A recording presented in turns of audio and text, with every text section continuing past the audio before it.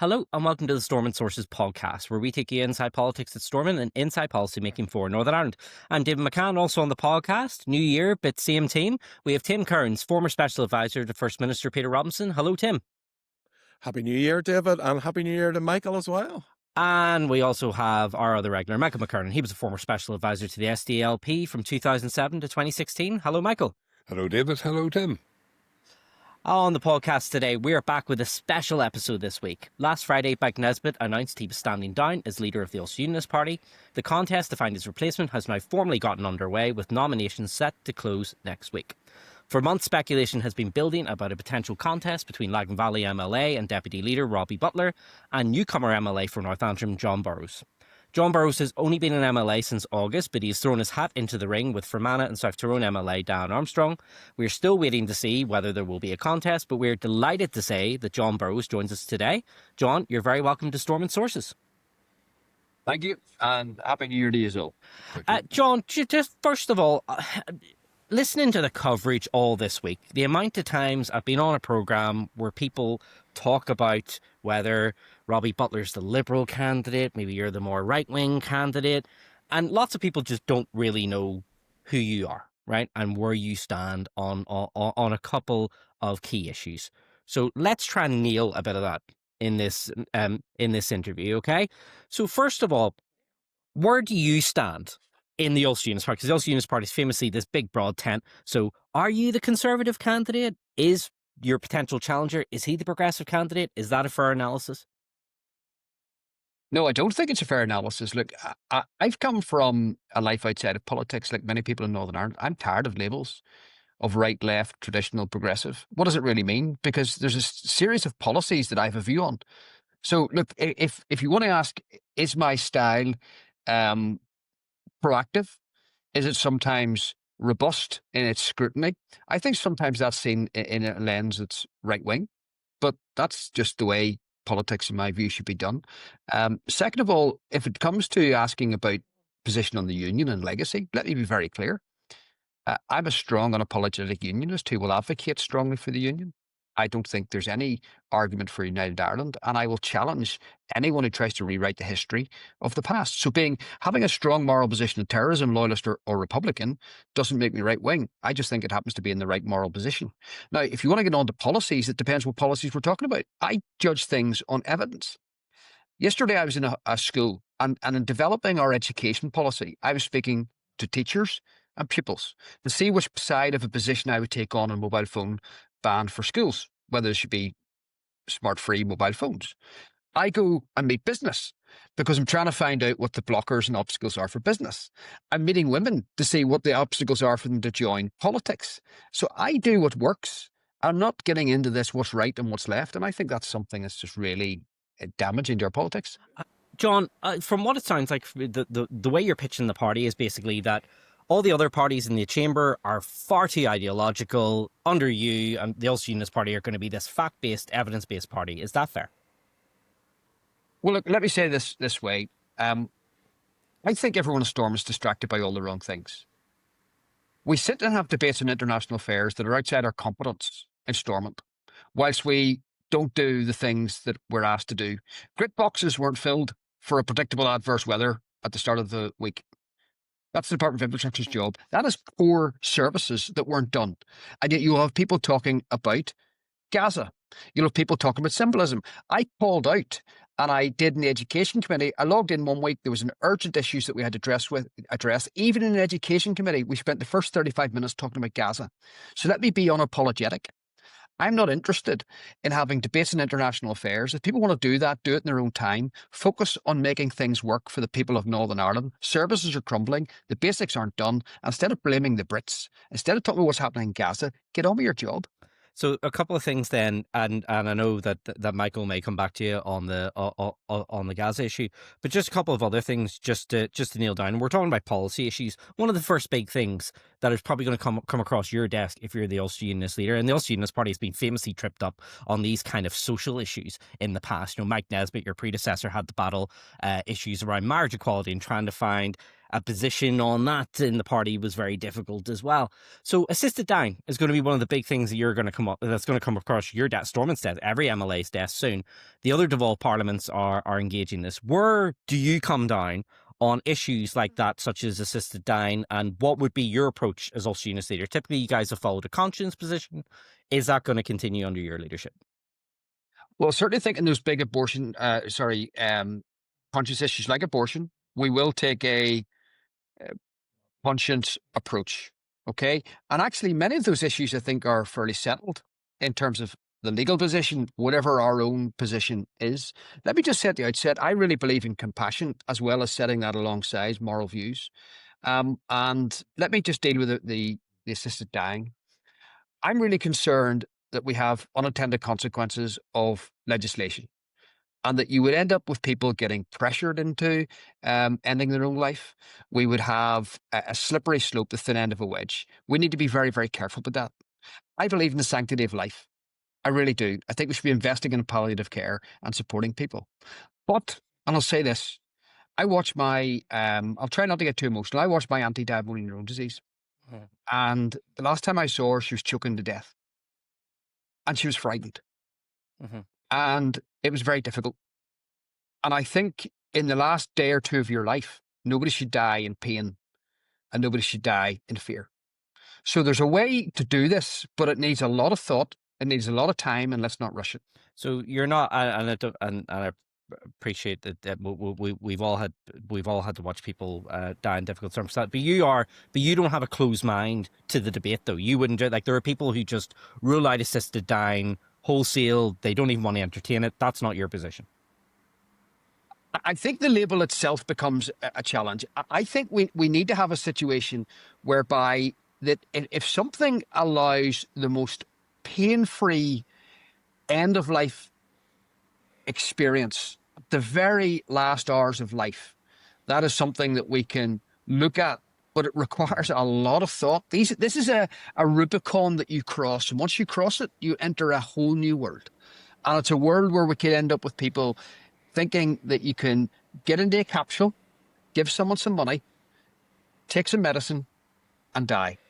And that's not good in my eyes. And I do know, because I've sat from both a police perspective and when I've done some voluntary work, and I know elderly people who are made to feel guilty about their existence, about the burden that they face, about the cost that they are. I've heard some really horrible things from parliamentarians in Westminster about people actually being a burden, being a cost. So I think we need to really be very careful about this. I'm not dodging the question. I'm engaging with it quite honestly. Yeah. So I think there's a way to be really compassionate towards the very end of life without actually someone being able to say 6 months ahead of a terminal illness to say, oh, I just want to end my life. And I have two final questions before I'll hand it over to Tim and Michael.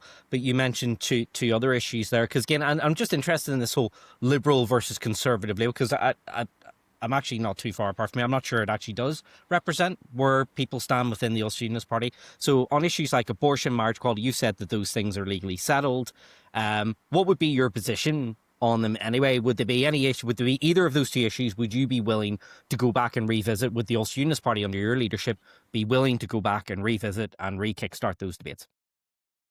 Well, first of all, I wouldn't put negative energy in kickstarting debates that we're never actually going to get new draft legislation through the Assembly.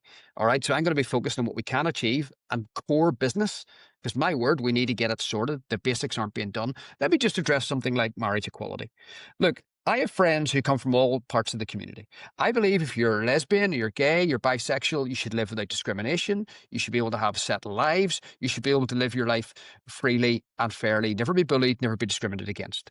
I think where we've tripped a lot of ourselves up is getting overly woke and mad about the whole trans issue. So let me just nail this very clearly. And I've heard politicians unable to define a woman. A woman is a woman and a man is a man. Biological fact. We should treat trans people with respect and dignity, but no man who's biological male should compete against women in sport, because it's not safe and it's not fair. And women should have safe spaces. I can't be any clearer than that. I think that's a common sense position, and I think it resonates with 90% of the people in Northern Ireland. Something you've done differently as a unionist politician is you have engaged in the constitutional debate. You had that debate with Matthew O'Toole on Talkback. You have engaged in making the arguments for the union. Is there a chance that we would see, with you as the UUP leader, would you, for example, go to an Ireland's Future event just to say to them, lads, you're wasting your time, the union is secure, here are the reasons why the union is secure. Would you, as Ulster Unionist leader, take a different approach on that? Well, I'll take a different approach in a lot of things. I'm very different as an individual. Let me set this out.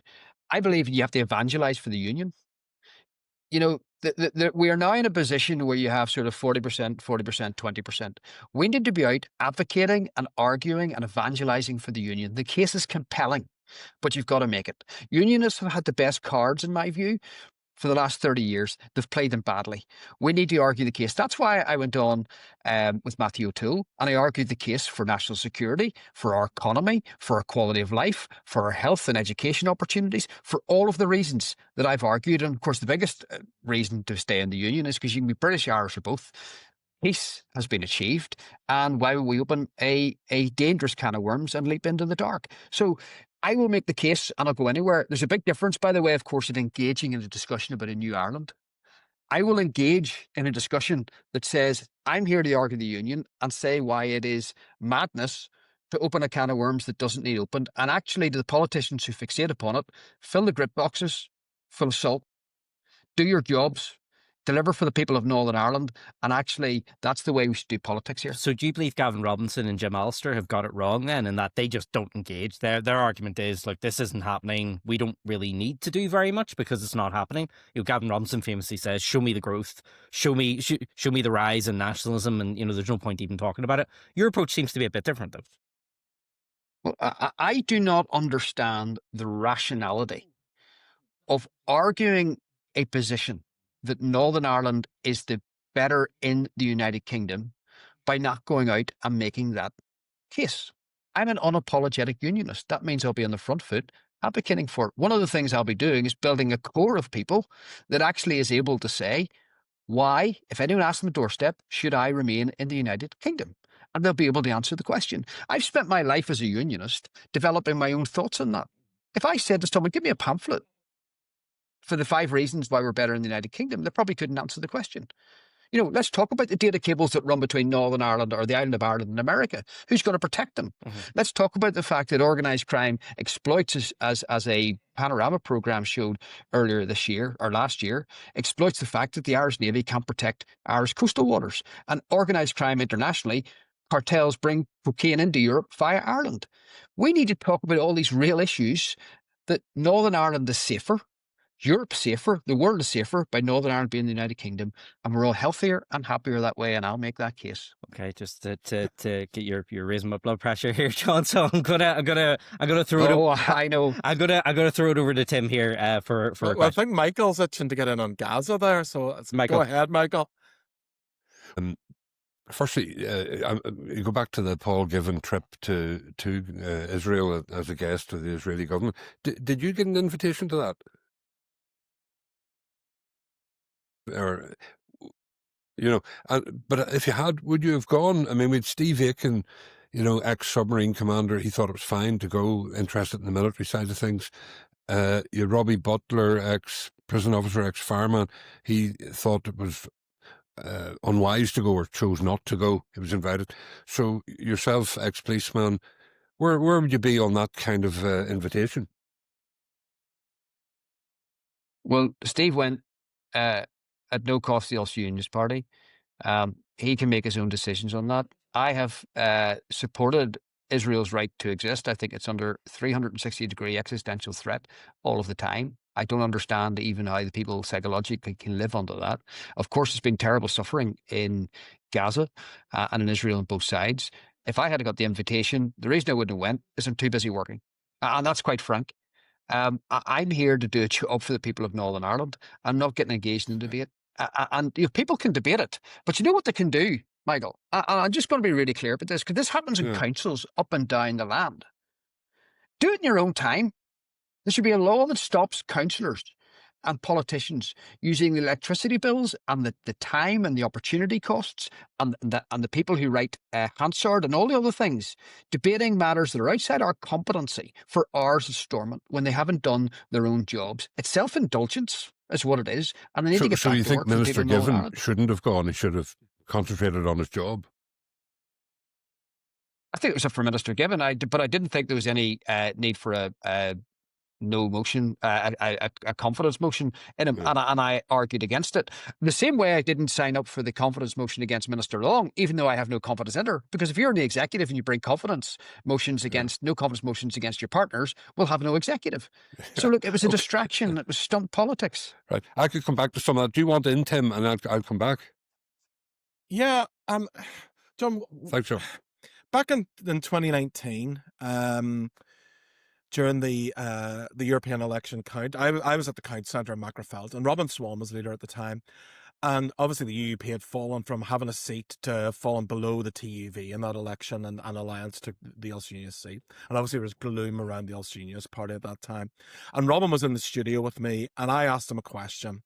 And I think he couldn't answer the question. And I think that was really emblematic of where the Ulster Unionist Party was at the time, and I think it's emblematic of where the Ulster Unionist Party has been ever since. So I'm going to ask you a version of the same question, and see where you want to evolve the Ulster Unionist Party to. And the question was this: give me three distinct policy differences between you and the DUP. So if somebody's looking at the Ulster Unionist Party and somebody's looking at the Democratic Unionist Party and they want to cast their vote for one or other, what are three very clear ways that a John Burrows Ulster Unionist Party is going to be different to the DUP? Well, we've already discussed one. First of all, I'll be an unapologetic evangelist for the Union. I think that is so important. Not only doing that in Northern Ireland, but actually doing that with Westminster colleagues, doing that across the world. We need to do that, number one. I think the second issue is actually developing a slew of really clear policies on things based on facts. Okay, so for example, you're going to see crystal clear policies from me on how we encourage more women into politics. And I've already asked Diana Armstrong to start working away at that.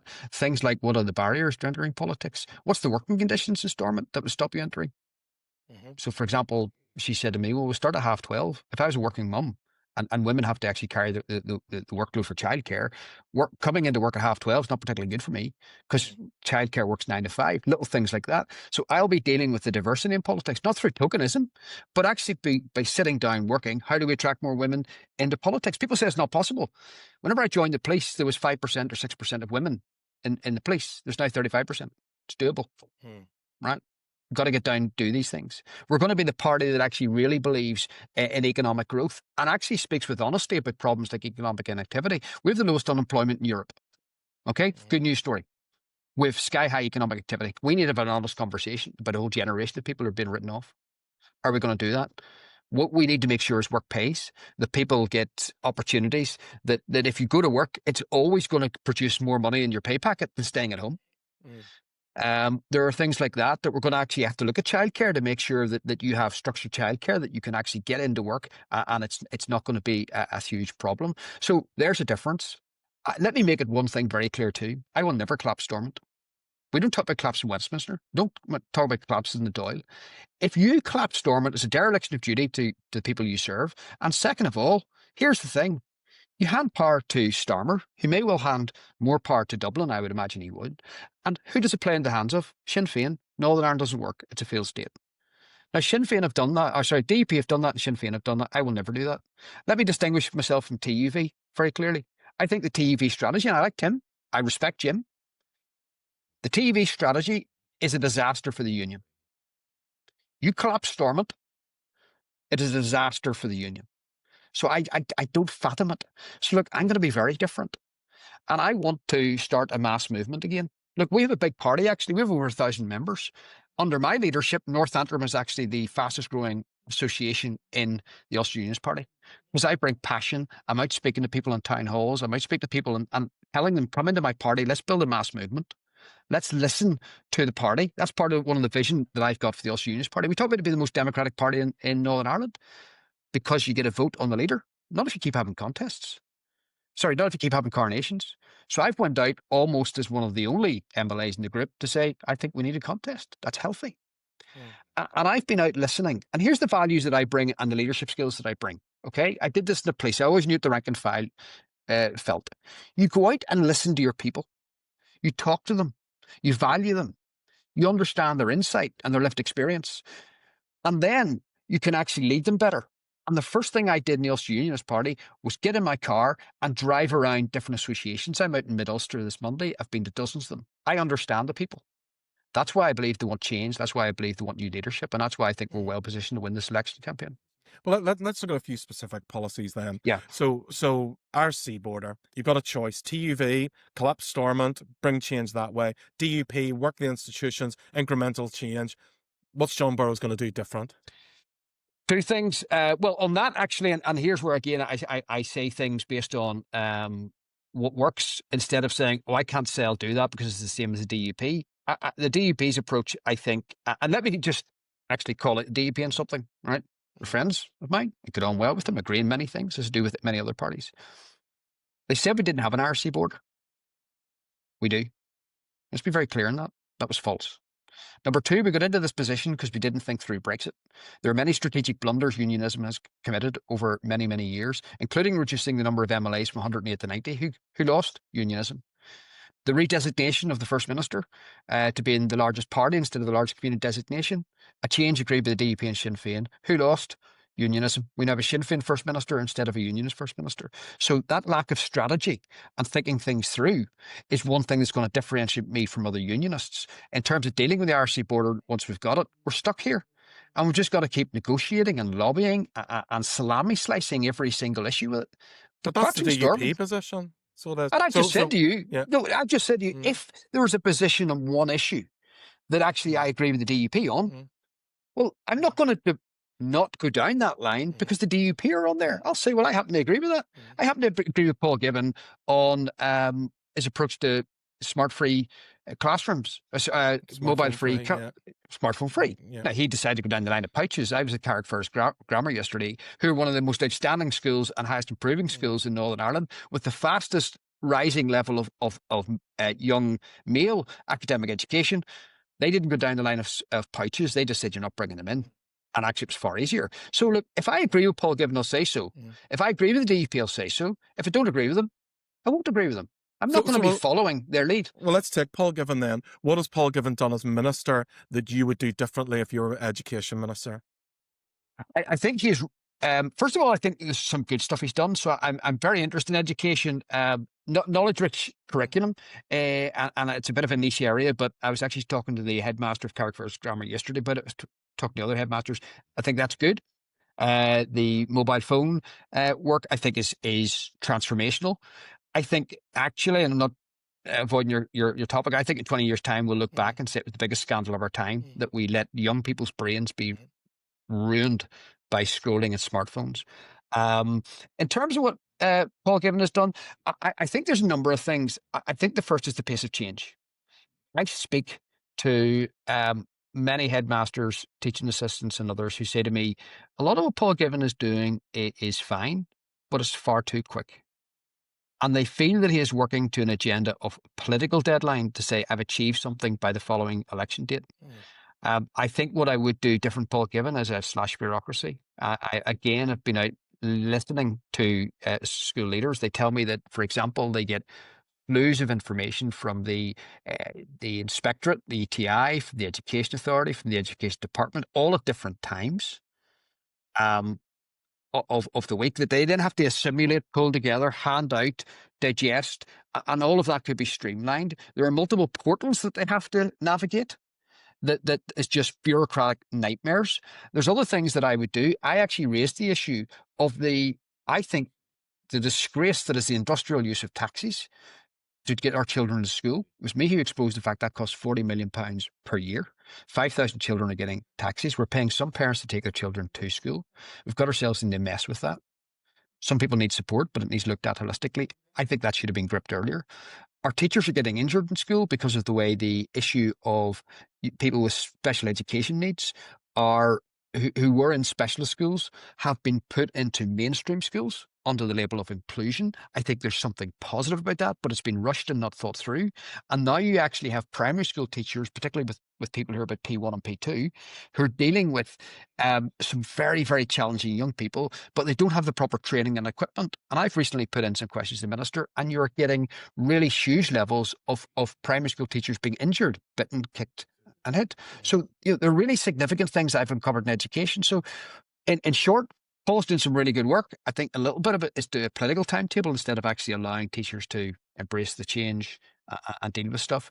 And second of all, there are things around how we're dealing with special education needs that I think needs improved. What about Casement Park? So it seems to be we're headed for a bit of a standoff in Casement Park. Sinn Féin says it's going to be delivered. DUP seem to be stalling that. What's John Burrows going to do? Well, my view on Casement Park is I've absolutely no objection to Casement Park being built. I think that's a positive thing, but we need to look at the cost, and it's just got out of all control. And I don't think, as things stand, and I need to sit down, if I win with Steve, who's leads on our finance, and go through that budget line by line. But in principle, look, I think there should be a Casement Park, of course.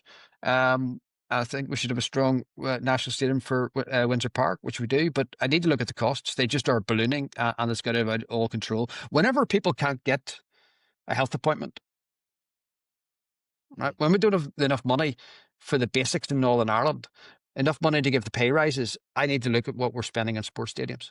I've just got two more questions just before Michael jumps in.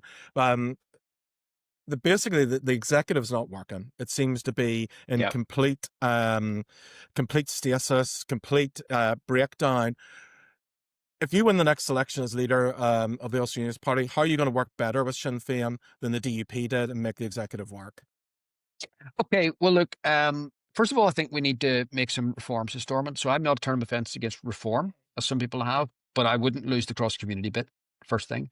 Number two, and there's little things like that, is like bidding these non-binding motions. I was shocked. I walked in the storm, spent half my time debating things like a sick form debating society. Non-binding motions that go nowhere, mean nothing. And then when legislation comes in, you got to rush it. It's daft. Then you end up in a situation like the A5 that can't be built because of legislation wasn't thought through. So there's that. I think relationships. Look, I worked with Sinn Féin when I was in the police, right? Now, I am probably one of the most adamant critics of Sinn Féin in the chamber. But there's business relationships, right? We just got to work better together. I would prefer if nationalists voted for the SDLP. Of course I would. I struggle with the fact so many nationalists vote with Sinn Féin, but I'll work with Sinn Féin because it's business. And we just got to build those relationships. I think the executive needs to really think about long-term structural reform. Stormont was designed to exist, not excel. We know that. It was a product of its time, but we need to look actually at a bigger opposition, in my view. Yeah. And a more coherent executive that has a bit of collegiate responsibility. And how would you reform the opposition?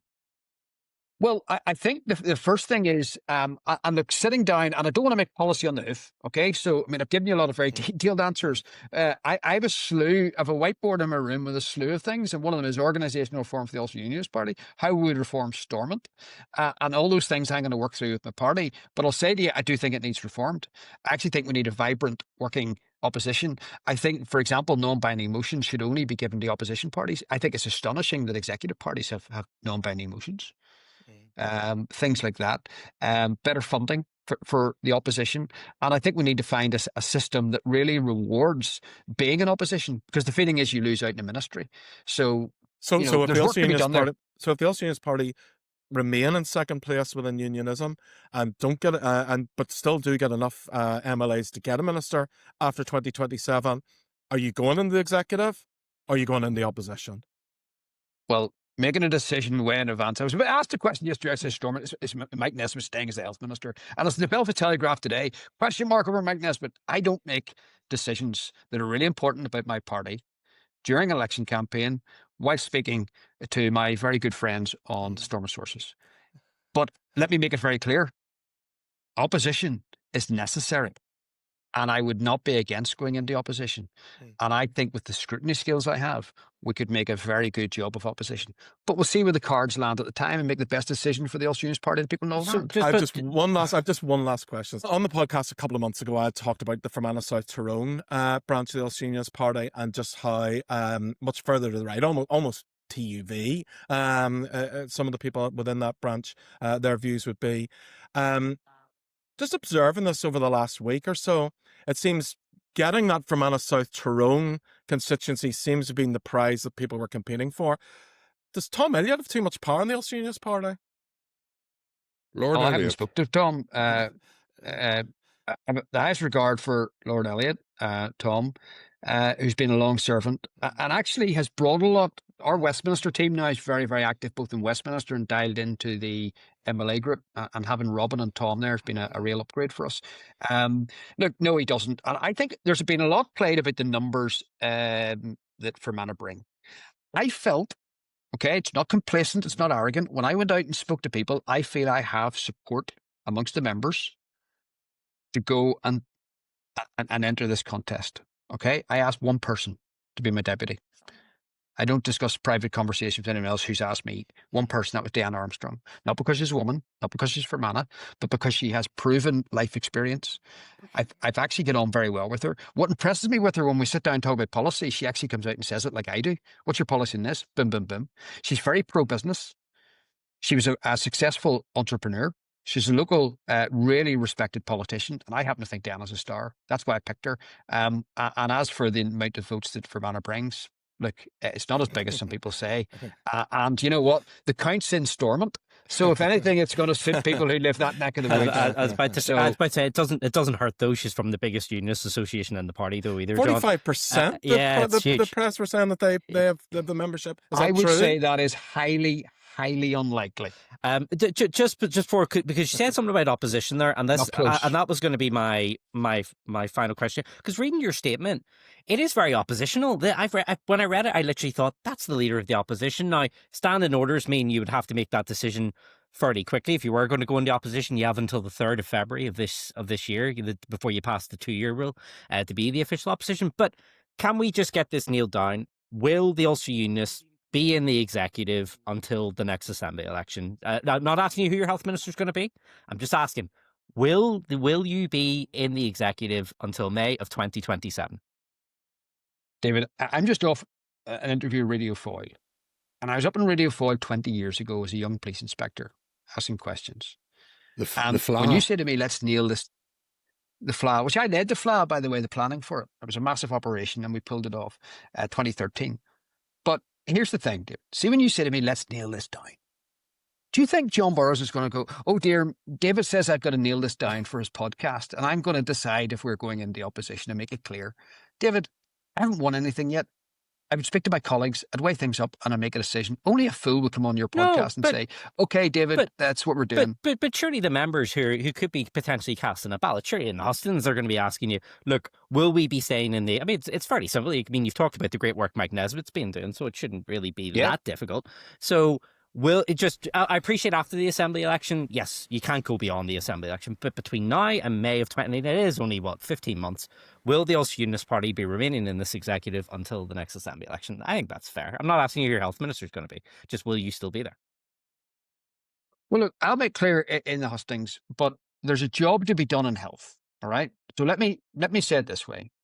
I want to, because there's so many permutations, right? I can sit down with Mike on day one and say, Mike, there's a couple of red lines I have about health, by the way. And some things I need you to look at. Mike can say, well, actually, John, I don't want to continue, or they don't work for me.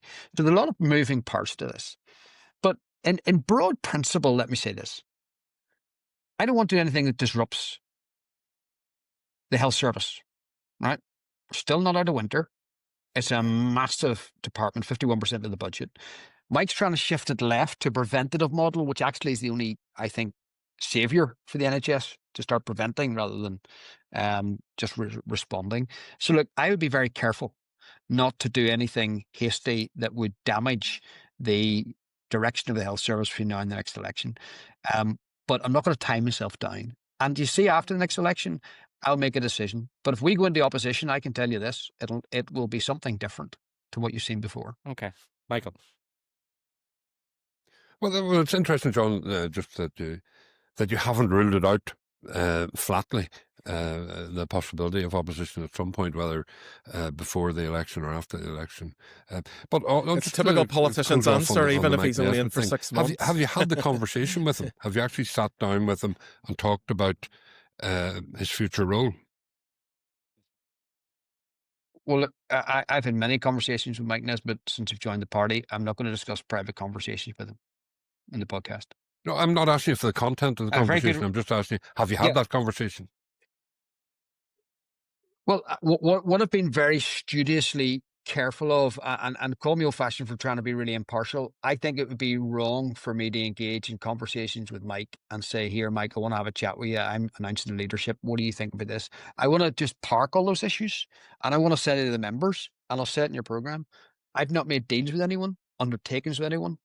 My job for the next number of weeks, and I can't be more clear than that, by the way, is to go out and speak to the members, to say what my vision is for the party, to engage in those hustings, to have that final vote on the 31st of January and see where we go. And let me make it clear, I said yesterday in the press hustings, in the press pack at Stormont, do you see if you read anywhere Burrows' camp has said anything negative about Robbie Butler or my colleagues? It hasn't come from me. And it won't come from my camp. I respect my colleagues. They're why I joined politics. I look forward to working with them. And if I lose, I'll loyally serve under them for the people of Northern Ireland. But is there a scenario where, coming up to the election, the DUP and Sinn Féin squeeze Mike financially, that he really just cannot make the progress he'd like to make because they've starved him of resources, forced through a budget that he disagrees with? Would you just have to just take all that on the chin and just accept that he's been shafted and the progress that he was hoping to make on waiting lists doesn't materialise because the resources weren't there to make it happen? I mean, would the Ulster Unionist Party just take it lying down, or would you react in some way? First of all, do I give you the impression somebody takes anything lying down? Number one. Many people have found that out to their cost in Stormont and before. And number two, we're into Rumsfeldian, endless known knowns, known unknowns, and really you're asking. Well, they do tend to do it. They do tend to squeeze non-DUP Sinn Féin ministers. I mean, if you take the Alliance Party, and I'd like to get your view on this as well. You have a DAERA minister who would desperately love to do something with Lough Neagh to stop the pollution in Lough Neagh, and essentially he's being stopped from doing it. It's hands off any action that might annoy farmers in some way, or hands off anything that might put a legal demand on Northern Ireland Water to stop polluting Lough Neagh. So, at that point, does he take that lying down, or should he walk? If he simply can't do the most important aspect of his job because of Sinn Féin DUP opposition. Well, if you ask me, should Andrew Muir? Yeah. I mean, there's one person the Alliance won't take advice from, it is John Burrows, because I've been scrutinised him very tightly in the Assembly. Look, here's the challenge that we have with, and I said this in my maiden speech, which I delivered on the first day I was in Stormont. There's an arm lock in society, okay, between looking after our climate in the long term and being able to actually do things like build infrastructure and produce food in the short term. We need to get that balance right. I'm not interested in climate deniers who say there's no issue with our climate. I'm not interested in people who say you can never do anything different with farming. It's not an area I actually know enough about in terms of science and farming. I'm actually been trying to engage with farmers and others, but it's something we need to actually resolve as a society, as a body politic, in a very grown-up way.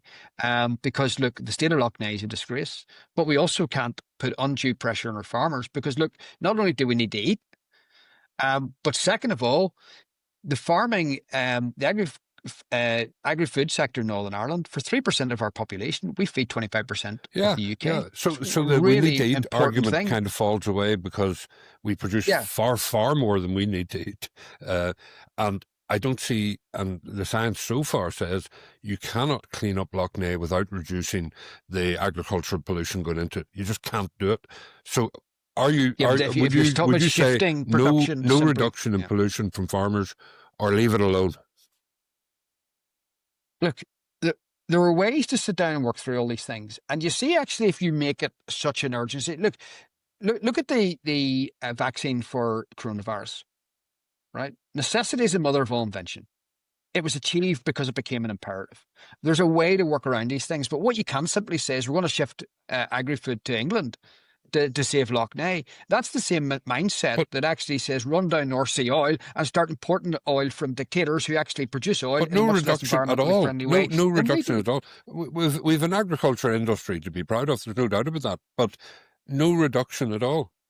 I mean, we just keep things as they are. Here's a misnomer. Here's one of the things that's really impressed me sitting down to farmers and speaking to them, right? Do you see how switched on they are about the environment? I mean, it's amazing. When you talk to them, the amount of scientific knowledge they have, the amount of knowledge about chemicals, about the environment, about climate, I'm actually overawed by it, the amount of innovation they do. But here's one of the things they tell me. I know farmers who come and say to me, oh, I want to put in something that's more environmentally friendly, but I can't get planning permission because it takes too long. Or I try and put in more environmentally friendly hen house or solar panels, but the grid tell me they can't connect me. So we actually need to look at all this in a very joined up way and say to our farmers, how do we support you in this and bring you along with us? The farming community have lost confidence in Minister Muir, and then that doesn't help. So I actually think there needs to be almost a group of people from across the executive, the different parties, sit down. And there's some big issues in Northern Ireland that you've got to take away from one party. Okay, you might have a minister, but like health and like the farming versus climate issue, you might just need to get 4 or 5 people together from all the parties and actually say, folks, how do we take collective responsibility for making a decision on this? Let's get the best decision and then let's collectively own it. One of the problems in Northern Ireland is no one wants to own a popular decision because then it's you. It's not the government. It is the Ulster Unionist Party because it's health. It's Minister Muir for Alliance, and I feel some sympathy for him because it's agriculture. And there has to be in those unpopular things collective responsibility, and that's why we need to reform Stormont. Okay. I don't think we're going to get things done if you say to someone, if you make a daring decision, you're going to take all the blame for it. Whereas in England and Wales and most other countries, you have a willing coalition of people who say that's what we're going to offer, judge us on the broad package of it, or go down the opposition line and say, well, we're going to give that opposition a chance. The system we have, as I said earlier, was designed to exist, not excel. What we should have done is actually incrementally evolve it and develop it. What we did do was we only had changes to it when we were actually in crisis. And that was about then bringing 2 parties together to actually get them to a deal. So look, I'm up for really looking at Stormont in the long term. But in the meantime, the pollution of Lough Neagh continues. The jewel in our crown, the biggest freshwater lake in the British Isles, we're essentially going to do nothing about it in the next year or two. A former Ulster Unionist leader wanted to pour concrete into it and make a new county, Lough Neagh, of course. Lough Neagh. No, I'm not saying we just to continue. And Minister Muir's got his own department, and he should be dealing with this. And he's got his scientific people, and he's got AFBI, and he's got his advisor, and he's got his scientists, and he needs to come up with solutions. And we need to work with them. But what we need to do is be fair to farmers who produce so much for our country. And to say we do nothing. We need to find solutions to these problems. But he has got some solutions. It's not going to be the side of the election, by the way. He has got some solutions, and his executive college won't let him execute. Well, he's got to get the confidence of them and sit down and work this out. We, I promise, are going to do a Lough Neagh debate for somebody because we're going to have to for Michael. So we're going to have to tease out all the. We did have Andrew Muir on the podcast last year to talk about the Nutrient Action Programme, and we will get onto that. Go ahead, Michael. Just a quickie on another thing since you're here, John. You're on the Complete Change Attack. You're on the Assembly PAC and the Education Committee. You're the party's education spokesperson. What would you change? Are there other roles that would appeal to you after you became leader? Say that you would prefer different to focus on different areas, or would you continue with those, or what? I mean, the PAC gives you your scrutiny kind of image, and education, you've made your presence known in it. But would you change anything about yourself personally if you took up the leadership? Well, I'm not again going to box ourselves into what the reshuffle would look like if there was a reshuffle. I would say this: I really enjoy the education piece. I think there's so much to be done that's going to make a huge difference to children's lives through the type of curriculum we have, through trying to encourage things like outside play again and actual old-fashioned reading, instead of them being stuck on phones, and actually making smart-free mobile phone areas. So I'm really passionate about education. I've been surprised how much I've enjoyed it. One thing I would just nail though is, I have no burning desire to go on to things like the policing board. I've been a career cop. I could probably bring a lot of insight into the policing board, but I am actually interested in things like the economy, education, health, as you said, the big challenges of our time in terms of climate versus agriculture. And I will always help the party with things like policing, but I don't see myself tied up in something like the policing board as a leader. And I did say yesterday, I ruled out categorically, and I will give you one categorical statement: I won't be a minister. Right. I'll not appoint myself to the ministry. There's a full-time job of leading this party. It needs organisational change. It needs lots of reform, and it needs a full-time leader to set the course and direction and be ready for this campaign. I'll give you a your final one deputy leader, just, on sorry, go ahead. education. Combining your scrutiny of waste and duplication and all of the rest of that with your education interest, where are you on integrated education? Is that not the obvious solution for rationalising the schools estate and in the long run bringing our community together more? I thought I saw Tim Wins there when you mentioned integrated education. You probably did. And David. Yeah, David's not a yeah. great integrated educationalist either. Terrible Do you know what? tribalists. It seems so old-fashioned to me, this whole discussion. Look, if you were starting from scratch, would you develop an education system like ours? Probably not. But where we are, I've been really unimpressed by this whole integrated education discussion. And I'll tell you why. I'm in schools all the time. I was in one yesterday. And in fact, just about every control school that I go into, they tell me they're about 20%, often Catholic. Often more than an integrated school, but they don't get the financial advantages. And also when I'm sitting there, as I was in Carrick Grammar yesterday, walked in, young boy, a young girl. The girl was a visible ethnic minority, was black. The boy was white. And we're here talking about integrated education. How many Catholics are on the boards or governors of these schools you're talking about? I don't have the data in front of me. Yeah. But you know what? I'm not going to be investing a lot of time in trying to go down this rabbit hole. We have choice for parents. I think that's the best way. And look, there are many major issues in the development of integrated education is going down a rabbit hole and having an old-fashioned debate? Here's the thing. Developing an integrated society is hugely important. Here's what I hear. I grew up in Bangor, right? Whenever I went to, and I understand that the challenges that lack of integration education can bring. Okay. So whenever I went to school in Bangor, I went to university, and I genuinely, when I saw names of my new Catholic friends, I didn't know how to pronounce them. Honestly, I said Grainer, Siloban, I had never seen such names. Gregory Campbell could have advised. Okay. But I've actually been really honest that I had, as growing up in Bangor, got to the age of 18 and I didn't know how to say those names. I hadn't come across them before. Yeah. Now, that is something about our society that we need to actually say, well, that's a wake-up call. But here's the thing.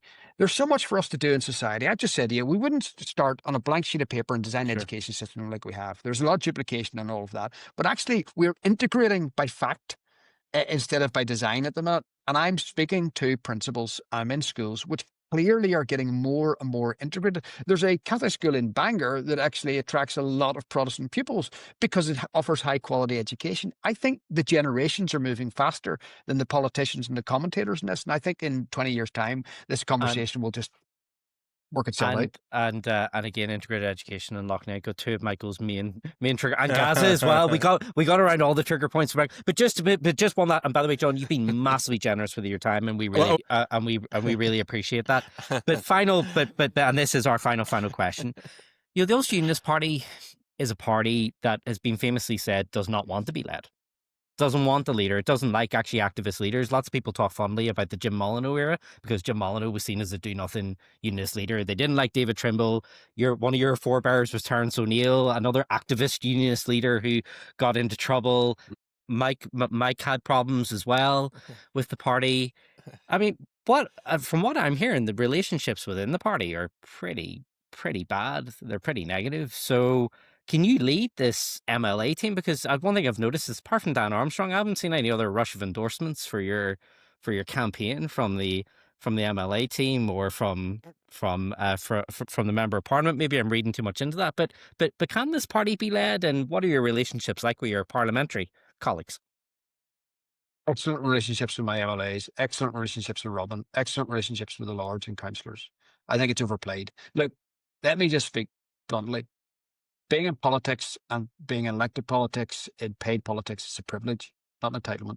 Do you see, when you go into a thing like this, do you see after it, if you're disappointed, you got to get on with it and get over it and start delivering to people in Northern Ireland. That's what I'll do, whatever happens.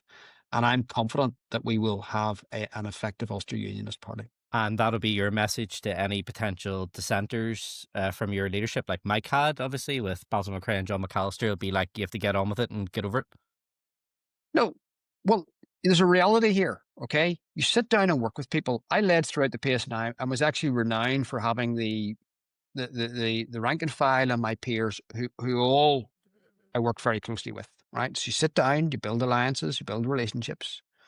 But as grown adults, when a decision's made on the 31st of January, you've got to get on with it and get over it, because we're paid by the public purse.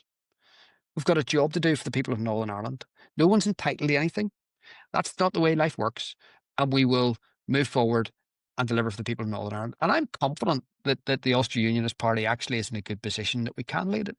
Because look, certainly if anyone didn't want an activist leader, they won't vote for me. I hope I give the impression of someone who gets things done. When this process opened, I went out and it opened up on Wednesday and I went out yesterday, the first clear day, and said, I'm in. I'm decisive.